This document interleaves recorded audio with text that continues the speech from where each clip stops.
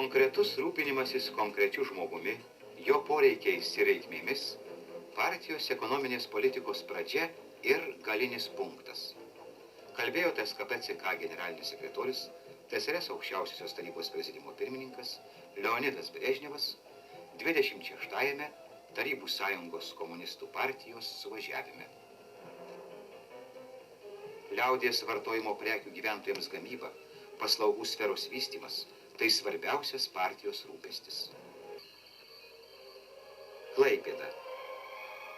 Viena kompleksinės racionalizacijos sudėtinių dalių – prekių pristatymas iš pramonės įmonių ir prekybos bazių į parduotuves konteineriais. Mūsų Respublikos prekybos darbuotojai pagrįstai laikomi šio darbo pradininkai šalyje. Būtent klaipėdiečiai pirmieji ėmė plačiai bandyti ir diegti konteinerizaciją prekyboje.